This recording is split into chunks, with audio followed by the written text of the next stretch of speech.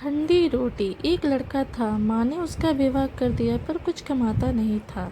माँ जब उसे रोटी परोसती थी तब वह कहती थी कि ठंडी रोटी खा लो। लड़के को समझ में नहीं आया कि माँ ऐसा क्यों कहती है, फिर भी वह चुप रहा।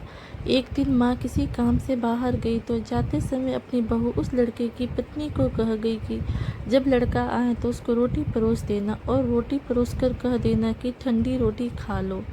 उसने अपने पति से वैसा ही कह दिया तो वह चिढ़ गया कि माँ तो कहती है और वो भी कहना सीख गई है।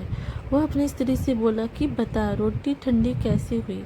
रोटी भी गर्म है, दाल साग भी गर्म है, फिर तू ठंडी रोटी कैसे कहती है। वह बोली यह तो आपकी माँ जाने, आपकी माँ ने मुझे ऐसा कहने को कह दिया था तो इसलिए मैंने कह दिया। वह बोली कि मैं रोटी नहीं खाऊंगा, माँ तो कहती थी तू भी सीख गई है। माँ घर आई तो उसने बहू से पूछा कि क्या लड़की ने भोजन कर लिया।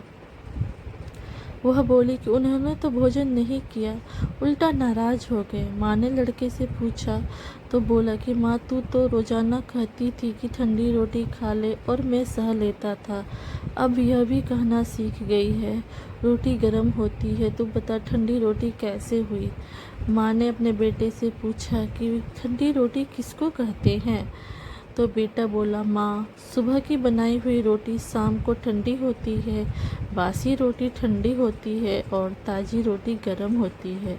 माँ ने कहा बेटा अब तू विचार करके देख, तेरे बाप की जो कमाई है वो ठंडी और बासी रोटी है, गर्म ताज़ी रोटी तो तब होगा जब तू खुद कमा कर लाएगा। लड़का समझ गया और माँ से बोला कि मैं अब खुद कमाऊंगा और गर्म रोटी खाऊंगा। इस कहानी से यह शिक्षा मिलती है कि विवाह होने के बाद ठंडी रोटी नहीं खानी चाहिए, अपनी कमाई की रोटी खानी चाहिए। इसलिए विवाह तभी करनी चाहिए जब स्त्री और बच्चे का पालन पोषण करने की ताकत हो। यह ताकत ना हो तो विवाह नहीं करनी चाहिए। आशा करती हूँ इस वीडियो से आपको कुछ समझ में आया होगा। तो thank you for watching video. Please like, share and subscribe.